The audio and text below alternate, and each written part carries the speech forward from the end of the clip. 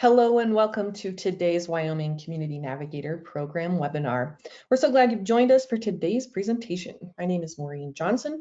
I'm the Marketing and Communications Manager here at the Wyoming SBDC Network. I'll be facilitating this session today, working behind the scenes to make sure you have a great learning experience. You can use the chat or question and answer function to connect with me or the presenter at any time. Please notify me if you have any technical difficulties. I'll be able to help you through them. And also monitor the chat as well, as we'll post helpful links and information on other upcoming webinars along the way. The Wyoming Community Navigator program is funded by the U.S. Small Business Administration and utilizes the Wyoming Entrepreneurial Support Network to reduce barriers to all small businesses often face, including those owned by groups such as veterans, women, and those from rural communities and communities of color. The Wyoming Community Navigator program uses a hub and spoke model to pursue its goals. Through their collective efforts, the hub and spokes provide training, mentorship, access to capital, and access to other resources to help business owners build resiliency and ultimately be the driving force behind Wyoming's economic recovery.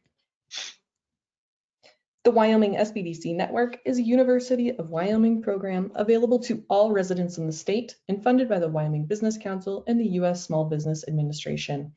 We provide no-cost confidential advising and technical assistance to all Wyoming entrepreneurs and small business owners.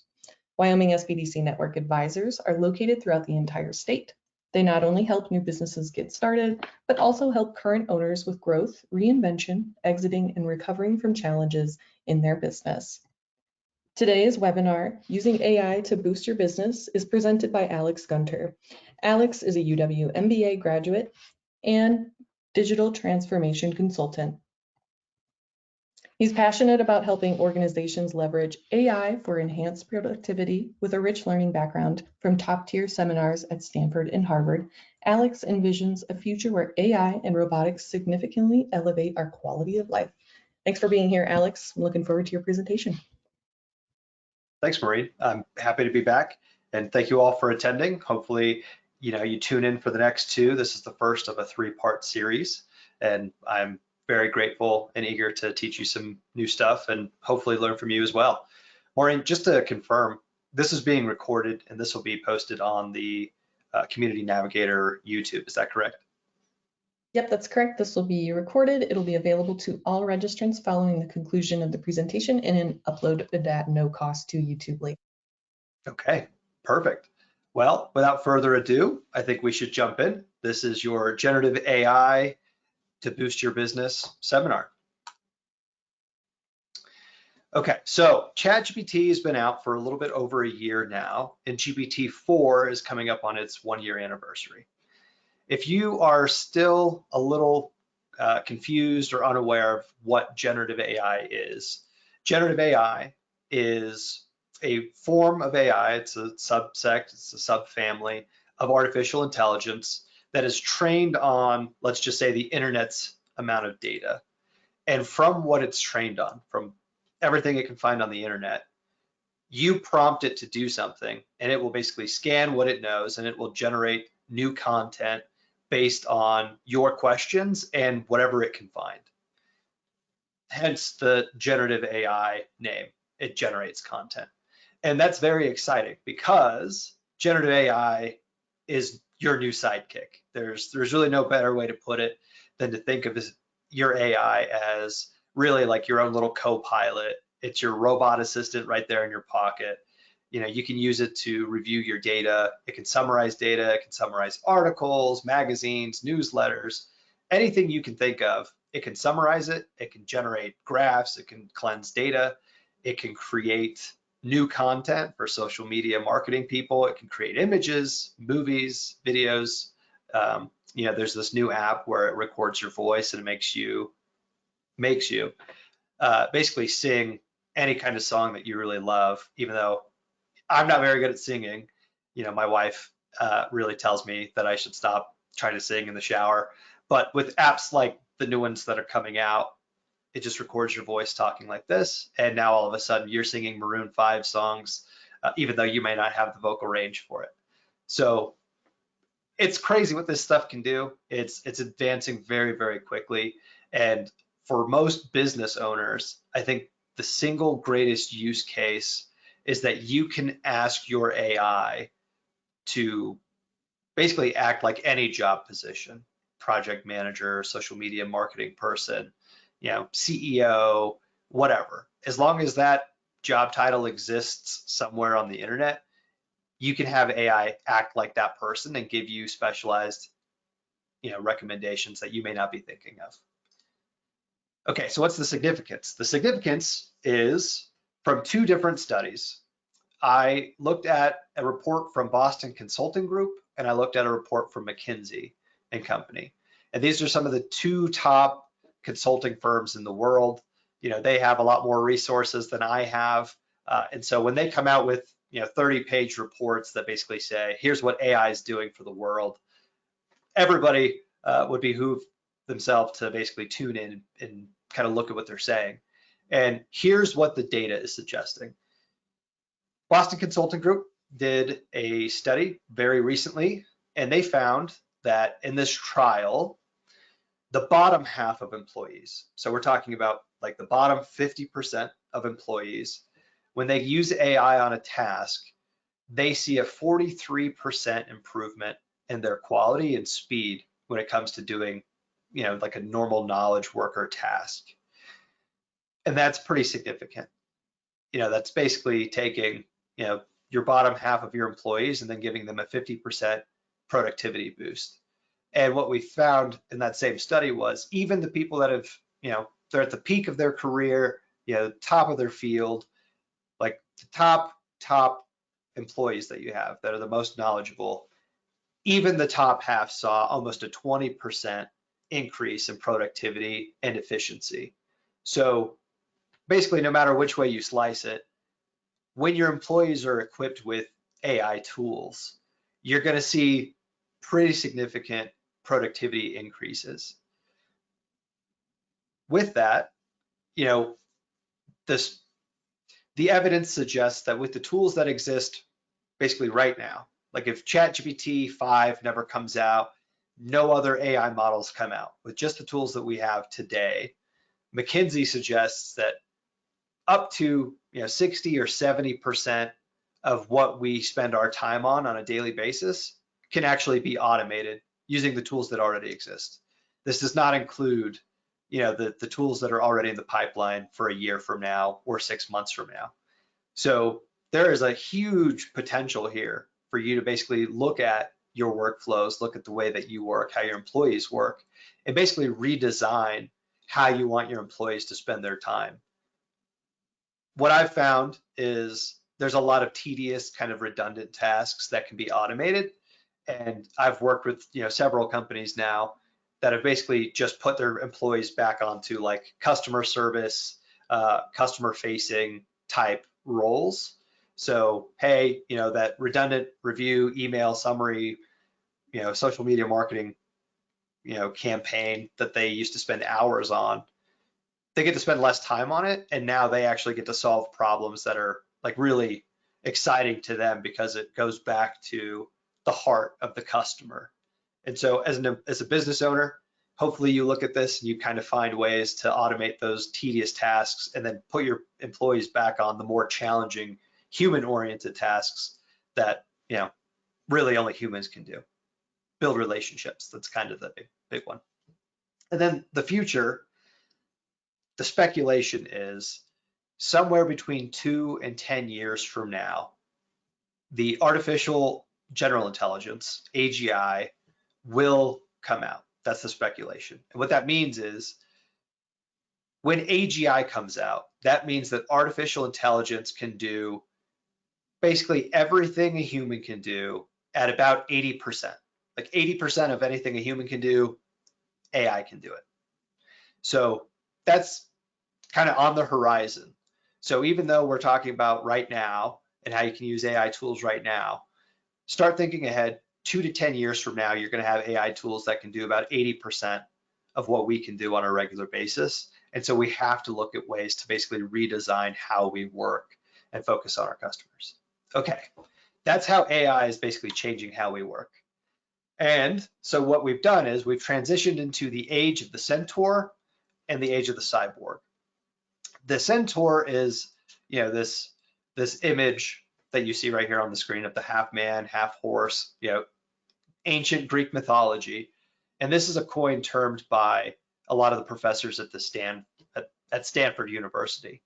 And what we found was, a lot of people are starting to use AI, and we are kind of becoming this half man, half woman, half machine, kind of thing that we weren't before. In the same way that like your phone is now an extension of you and your computer is an extension of you, AI is working in the exact same way. Like AIs are starting to, customize to your preferences. And if you're not using AI for everything right now, it's really only a matter of time before you start to use it for all kinds of things. So you're no longer just human, you're now a AI enhanced half man, half robot kind of thing. That's generally kind of the idea. Now, the difference between the centaur and the cyborg is the centaur is a person who uses AI for just about every task. Like almost instinctually, they just do it. There's no rhyme or reason. It's just constantly half man, half AI. Now, the cyborg is taking it one step further. And the idea behind the cyborg is you will basically identify where AI can help you the most, and you'll use it for those tasks. And you won't use it for tasks that you either really enjoy or tasks that maybe it doesn't do very well. So the cyborg is just kind of one step further, and that you are really like looking at how you're going to implement AI into your life, and you're only really enhancing, the areas of your life where you need it, where you can see the most improvement, and that gives you more time to focus on the work that actually kind of breathes life into you.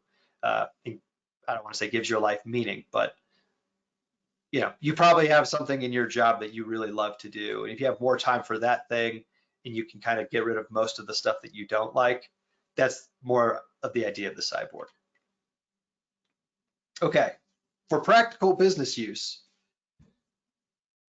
Interesting. Okay. For practical business use, some of the biggest areas where business owners are seeing these kind of AI improvements, like the high leverage activities, first off is marketing and sales. Like straight away, you can use AI with very minimal prompting to help you identify customer profiles. If you already know what your product or service is, you prompt AI to basically help you find customer segments. You find their pains and gains. You find how you can really kind of market it towards these people. And what I've seen is I have seen companies basically take AI, they kind of already know who their customers are, but they'll even create like sales scripts, like very quickly, put it into ChatGPT and say, hey, I am going to try to pitch this to, an archive here at the University of Wyoming or whatever. And it will look at the customer pains and gains, and it will actually prompt out, potential questions, potential, like not conflicts, but basically anything you can think of if you were trying to make a sale, potential, disputes, like anything that the customer might say to either try to fight back on your claims, or maybe they're just confused, they want more information. Like it will give you an entire script, start to finish, of complications, situations, pains, gains, everything you can think of. And if you go on LinkedIn, there is an abundance of resources on LinkedIn and generally just everywhere on the web right now that'll show you how you can use AI to automate your marketing and your sales. Like this is the single greatest thing I think you can use it for, like today. After this webinar, try it out, test it out. The second one, especially for startups, I think this is important. What we're finding is AI is becoming better and better at software engineering. So if you don't know how to code at all, I've heard stories of, a budding startup, this student at the Wharton School of Business had this idea for a startup, and he didn't really have any coding experience. So he used ChatGPT to basically create the minimum viable app for him, or the minimum viable product. And so he took AI basically spit something out, and the student who had basically no coding experience took this app to his professor. They shared it on Twitter. Within 24 hours, he had venture capitalists throwing money at him. And I think that's significant. If you don't know how to code at all, software engineers are expensive. If you're trying to make an app, AI can get you a decent amount of the way there with like minimal effort. Now, it's not perfect. Please don't think that it's perfect, but even in tech companies, they have AI tools that they're using to kind of enhance their programmers right now. And what they're finding is, even for kind of advanced senior software developers, using these AI tools makes them about 55% faster in their ability to create things. So if you need to update your website, or you need to make an app, and you don't have a software developer on staff, ChatGPT can help you. AI can help you. It'll get you there a lot faster. And then the third area that'll probably be practical for business owners today is this idea of automating customer service and implementing some chatbots. Now, I don't know about you guys, but I know for me, I probably get, I don't know, 100 robocalls a month from random numbers. The telemarketers, the scam calls. They're relentless. They never stop. And those have been around forever. They've been around for a long time. But what we're finding is business owners now can basically take similar technologies, and they can use it to call potential customers. They can have the robot wait on hold for them. If you have to call, I don't know about your business, but if you have to call a supplier and you're on hold for a long time, or you are like an individual, like medical practitioner, and you're trying to do like insurance claims, there are now tools that you can use in your everyday life. Right now, robo calls can basically work on your behalf, instead of you just getting spam calls all the time.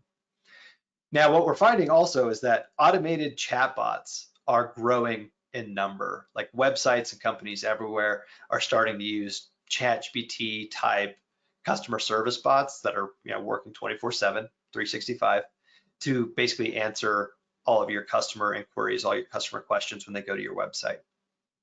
That is also a solution that's out there. I personally have implemented chatbots for companies that I've worked with, and it doesn't take very long. It's very simple. It's very easy to basically get these things online. However, it does come with a bit of a risk.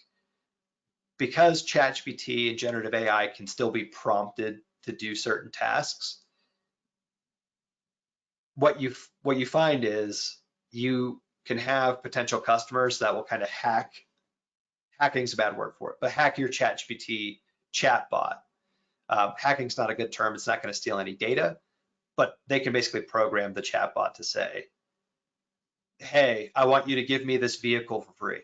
Say you're, a used car salesman, and your chatbot basically gets primed by the customer to basically give them this car away for free. Like, those are the things that are kind of at risk right now. And so I wouldn't totally recommend the chatbots right away. They're getting a lot better. But for right now, there's kind of some workarounds. They still hallucinate a little bit.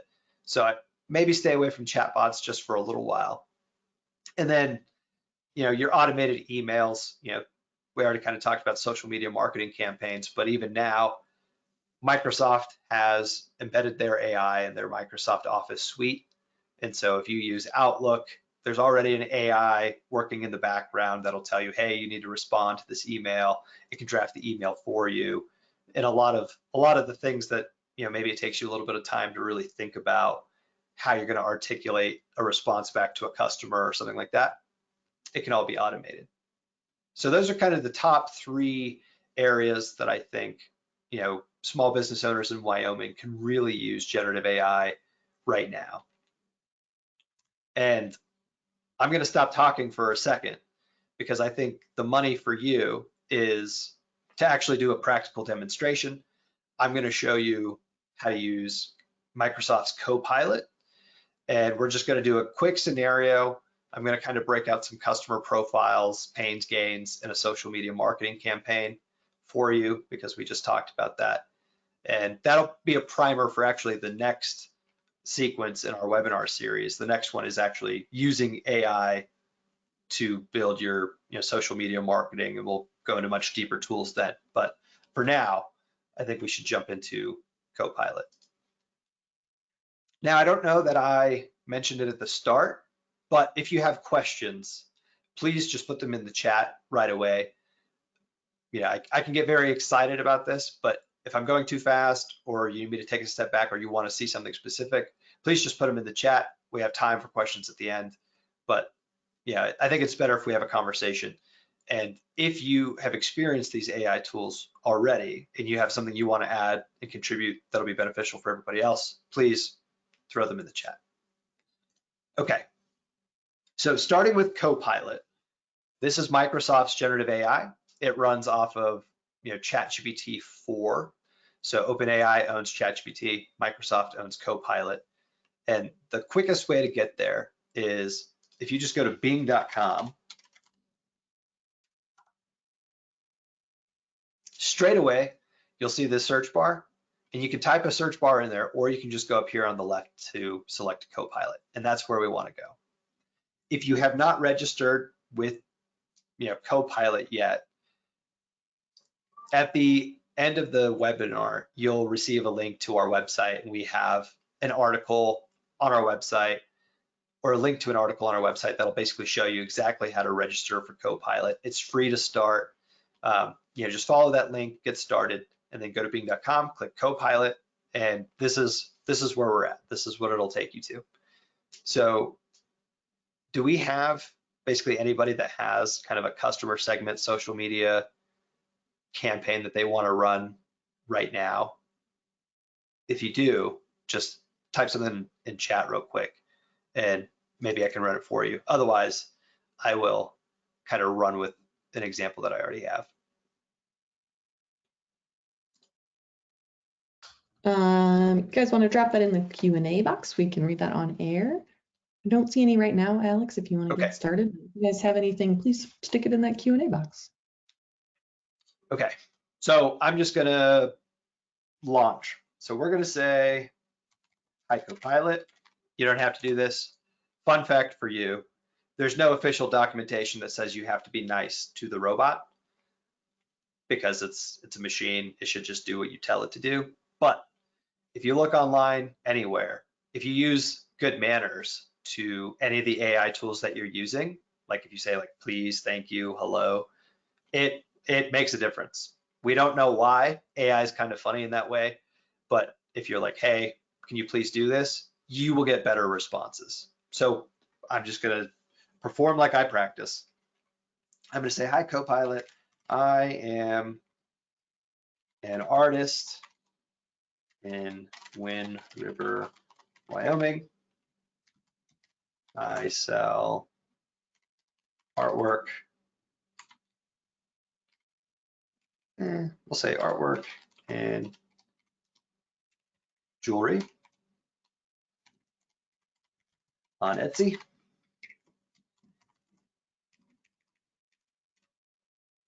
And I'm going to say we're going to focus on like Native American style artwork and jewelry because a lot of Wyoming culture. I feel like you can't walk to any Wyoming town without seeing this rich culture of the Native Americans that are part of us. So we're just gonna push it. I sell artwork and jewelry on Etsy, focusing on Native American tradition and culture. Can you please draft some potential customer profiles and their pains and gains,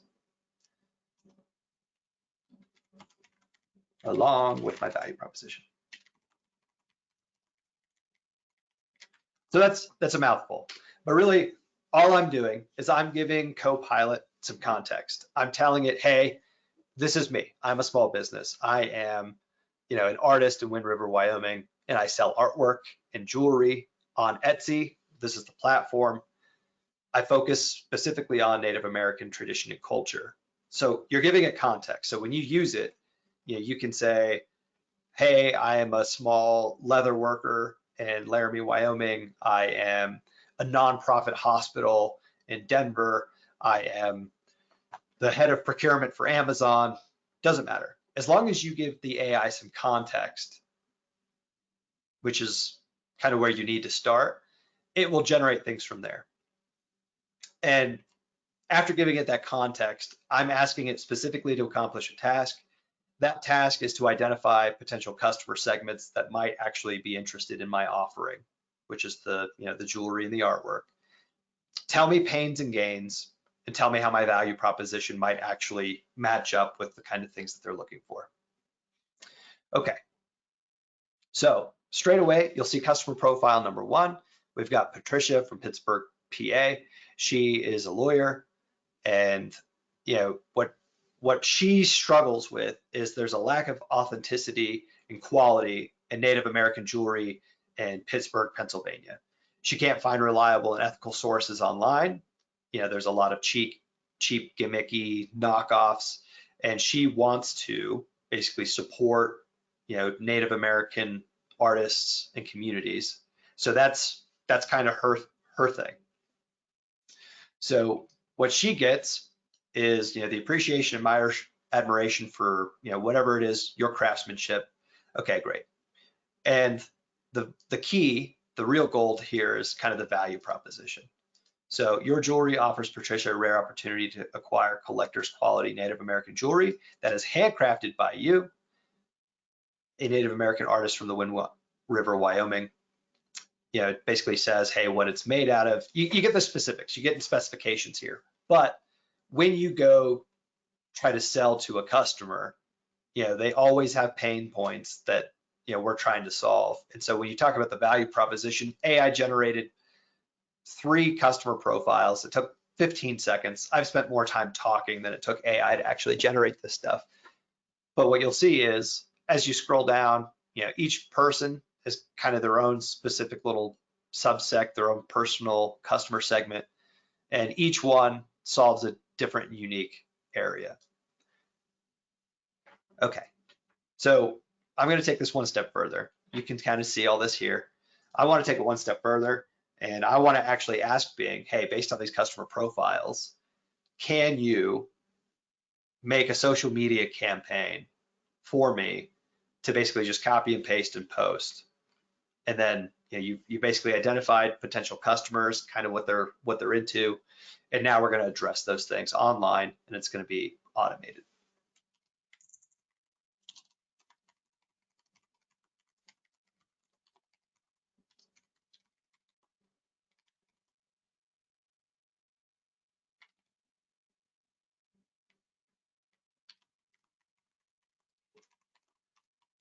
We'll say Twitter and Facebook.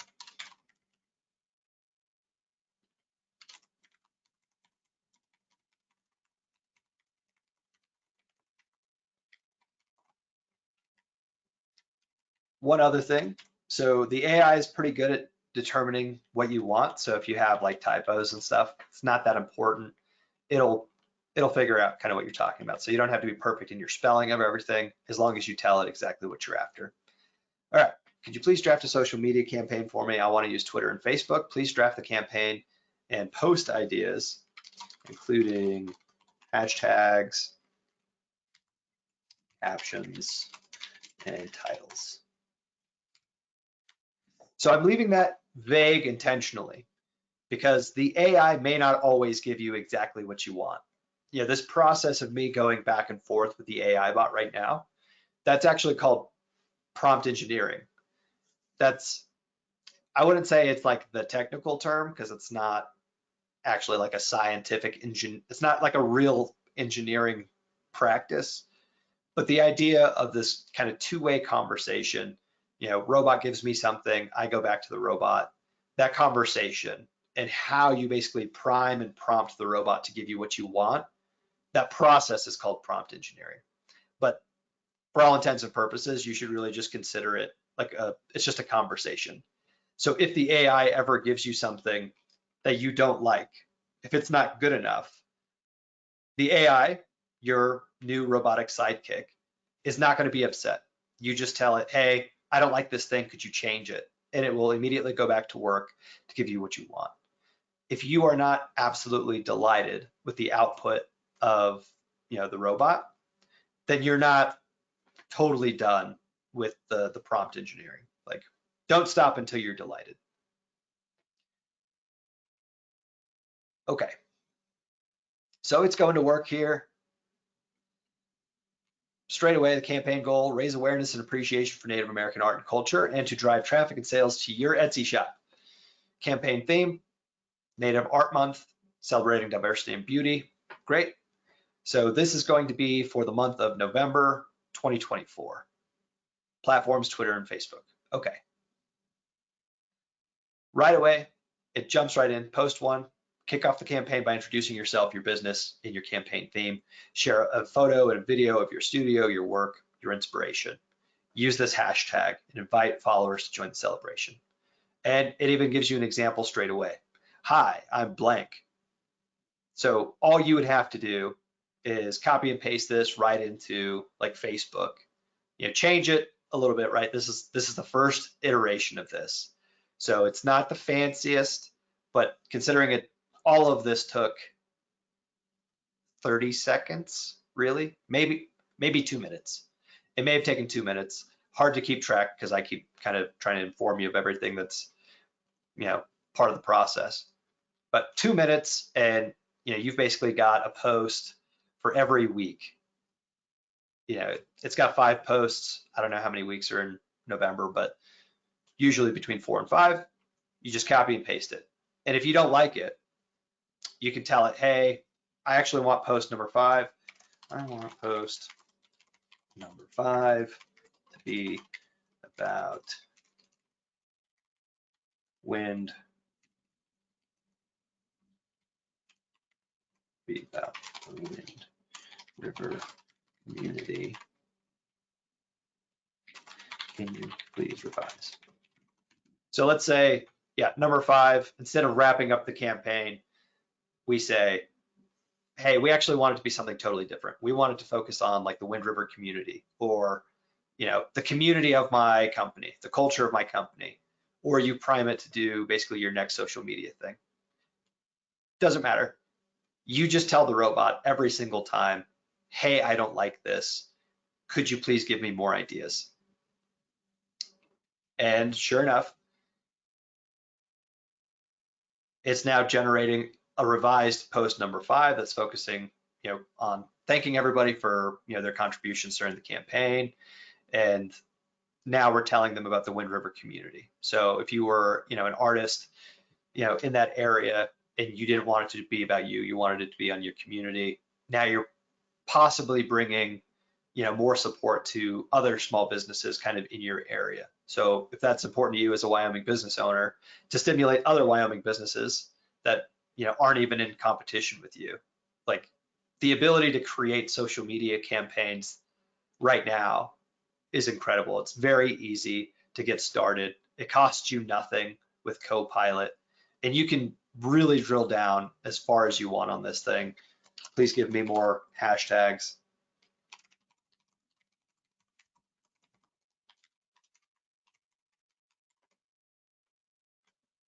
Like, it doesn't matter. You just keep going.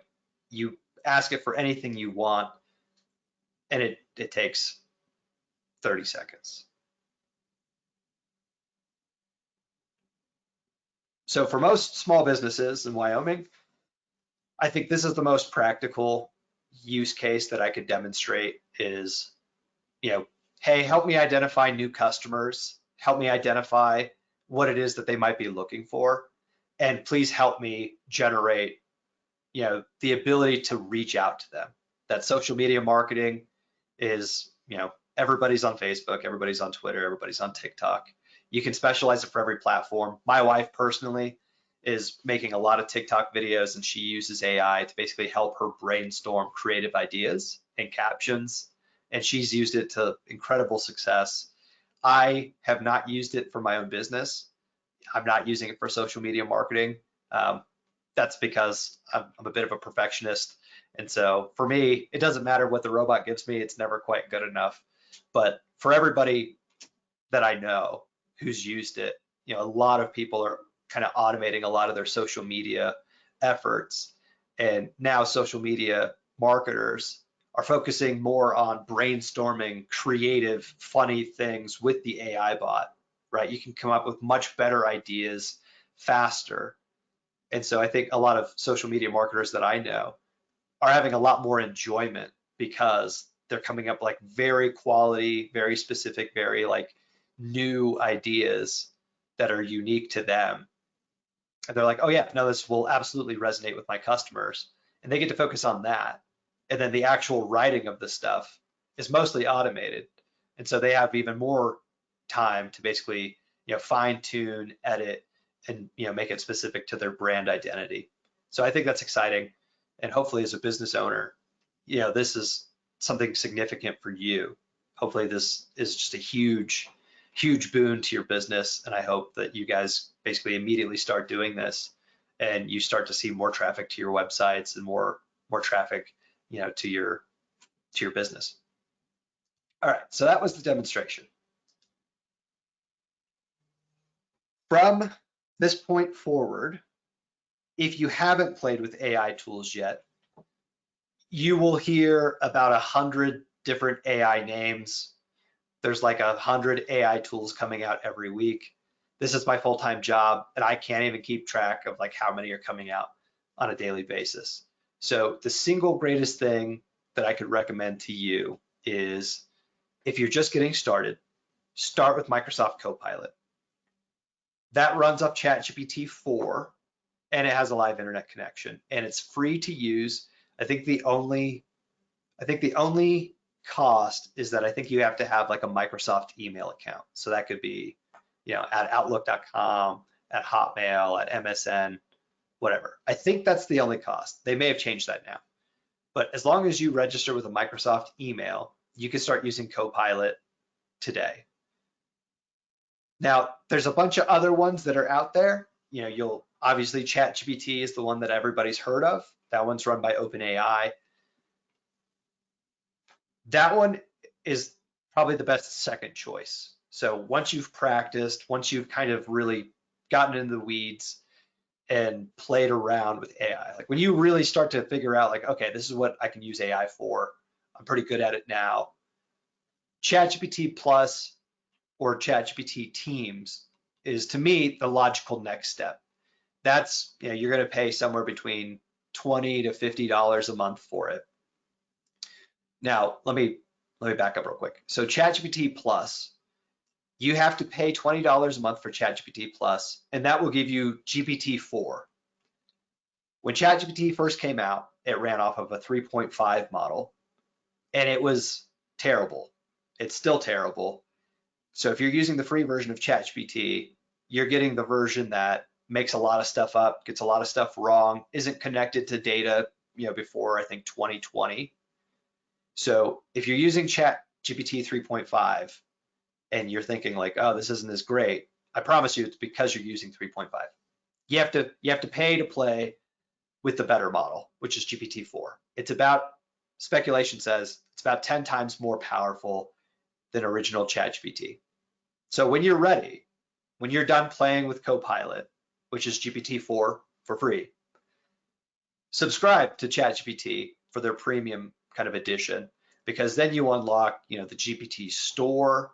It's kind of like the new App Store. There's new plugins for just about anything you can think of. And it's very sophisticated. It's very awesome. I recommend when you're a little bit more advanced, and even if you're not advanced and you just want to play right away, ChatGPT, very, very good.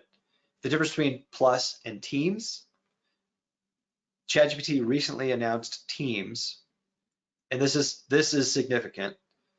You have to pay $25 a month per license, and you have to pay for at least 2 licenses.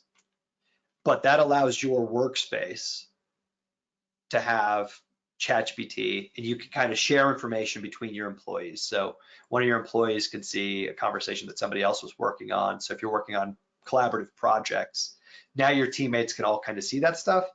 And this is kind of the biggest one. It does not train on your data.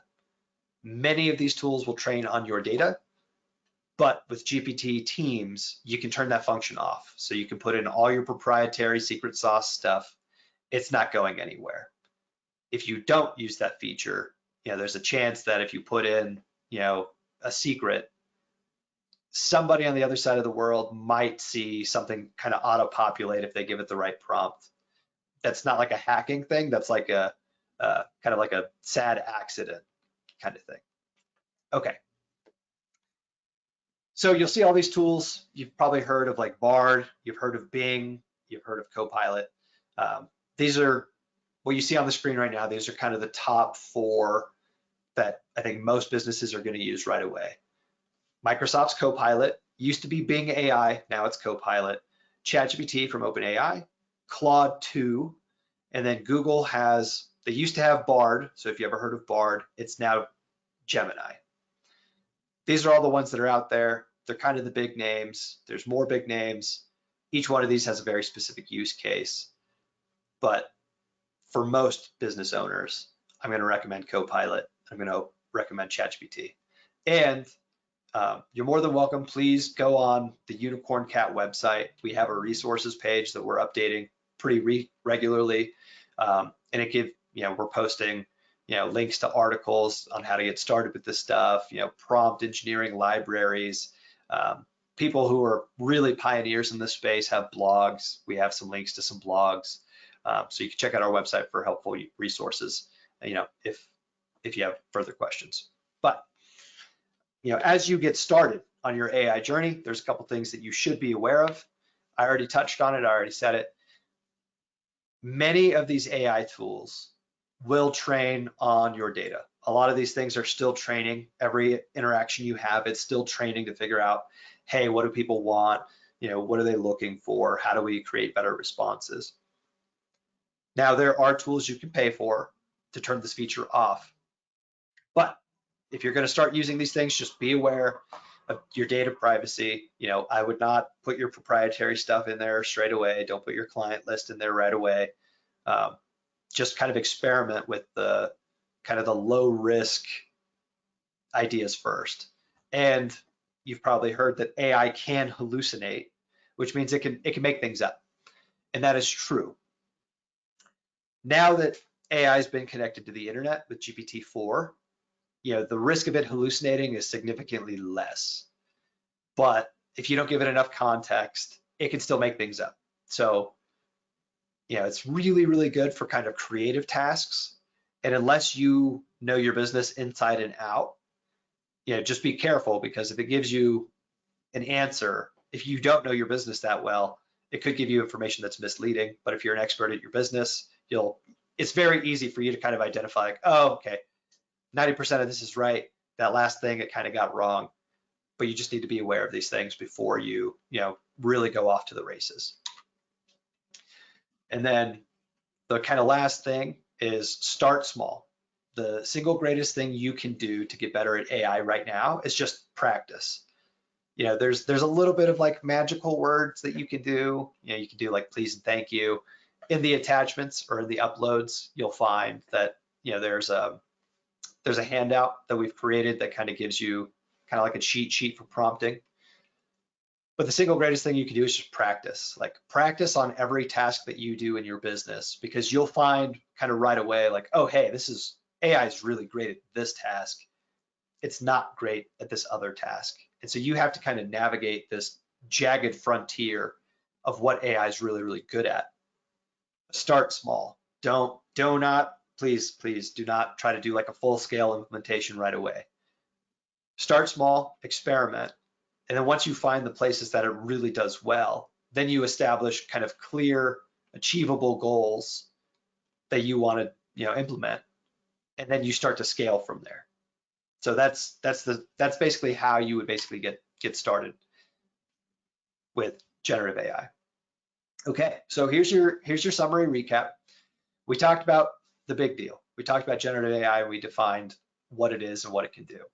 We went over a couple business applications. being, marketing and sales, computer engineering or software engineering, and even customer service tasks that could potentially see, huge improvements from these tools. We did a quick demo of, identifying customer segments, value propositions, and social media marketing campaigns. And we gave you some tips on how you can basically go from today, immediately get started using generative AI. Now, here is kind of your final takeaway. AI and automation can help you with the right plan. My call to action for all of you is that you practice using these tools. And if you haven't already practiced, practice some more. Practice, get better at it. I've uploaded kind of an optional homework assignment that will help you brainstorm potential areas in your business that AI and automation might be able to help you with. And I've even included, an even deeper dive into like a generative AI course that Google offers. It's for free. As long as you have, I think, a Google email, you can sign up for it for free. I recommend doing the optional homework. It's there to benefit you. Nobody's going to grade you. I'm never going to see it. It's just for you. If you want to send it to me and you want some help, happy to do it. But it's just for you to kind of establish the framework on how you're going to start using this in your business. And then if you're interested, please reach out to me and my staff. We offer, consulting. We help people use AI and do digital transformation basically all the time. So if you're interested in kind of navigating that process, you can schedule a email with me. You can schedule a meeting with me and my staff. The first one-on-one session for like an hour of consulting is free. But if you're interested in doing your own digital transformation and navigating this process, please reach out to us.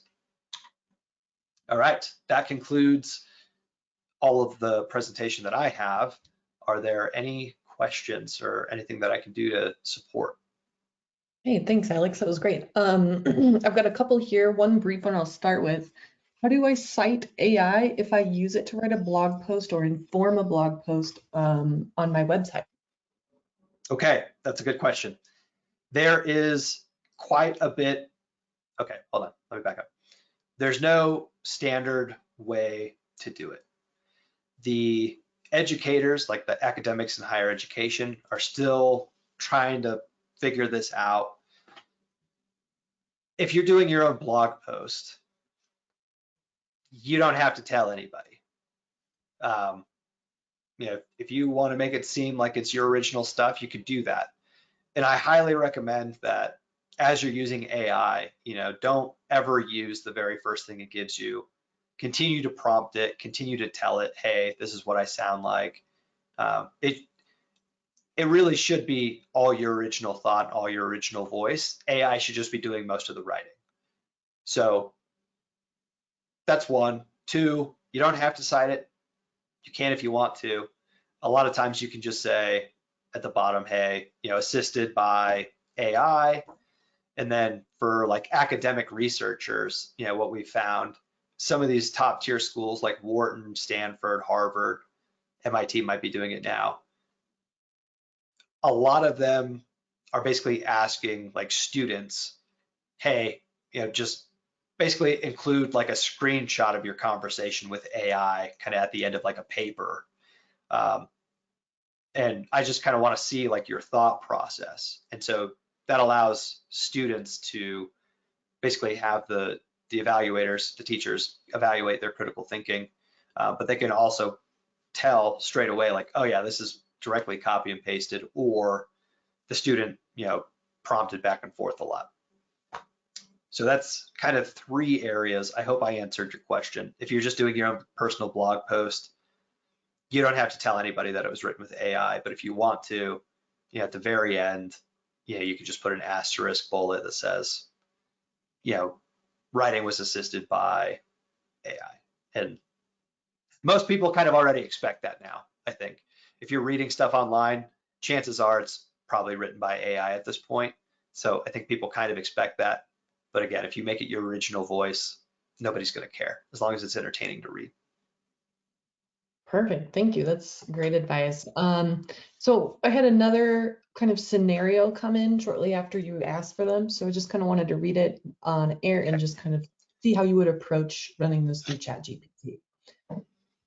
Or other AI tools, sorry. Prepping to run a campaign as a volunteer for the Laramie Range Epic Mountain Bike Race.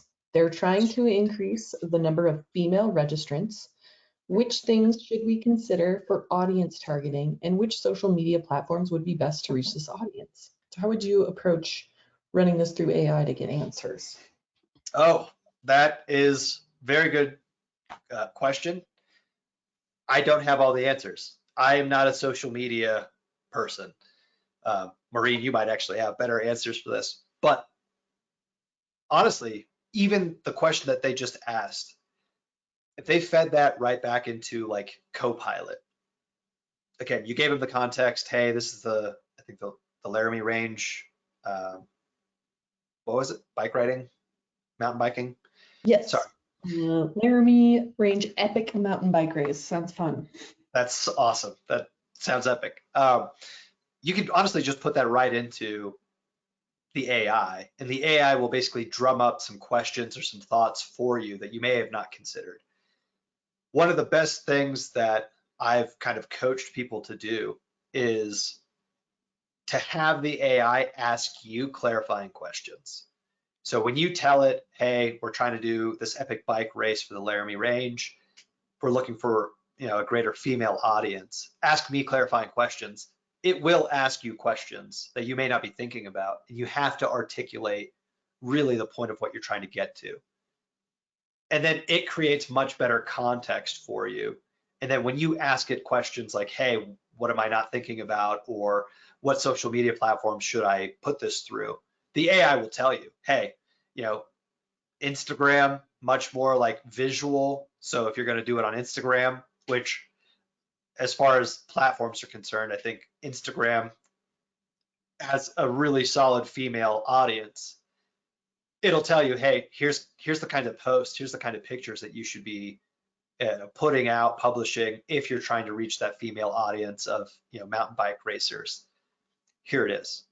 So the shortest answer is ask that same question to AI, and it will give you ideas. It will tell you the platforms that are probably best, and it'll tell you, probably questions or pain points that you're not thinking of. And then again, it just drums up the social media campaign for you right away. Maureen, did you have anything to add? I would say I would use it for research and kind of like give me the highlights of the social media campaign for another bike race that you're modeling after, just to kind of give you a starting point personally in your team, and then you could build more questions from that point. That's incredible advice. Yeah, getting that framework from something else is huge. And Maureen's a lot better at social media than I am, so you're basically learning from the master now. So hopefully that answers that question. We've got another kind of testimonial from a client in here who said they have had a great experience with ChatGPT. And she's done research that would have taken hours in 10 minutes. So that's pretty awesome. Thanks for sharing that. I think that's all the questions right now. If you guys have further questions for Alex or your regional advisors regarding your small business, ChatGPT, any other AI help tools, you can reach out to Alex. You can reach out to your Wyoming SBDC advisor, and we can point you in the right direction for whatever you need. But Alex, thank you so much. This was incredible information. I'm looking forward to your next one. Thanks, Maureen. Thanks, everybody. Hope to see you at the next webinar. Yes, thank you guys. You can find all of the upcoming Community Navigator pilot program webinars at wyomingsbdc.org/training. I dropped that in the chat. And you also want to make sure you copy those links that Alex provided to the Google course, as well as his own resource page. Have those handy and check them out often. And make sure you fill out that survey as we log off today. It helps us create better content for you and your small business. But thank you for attending. And again, thank you, Alex, for presenting. We'll see y'all next time.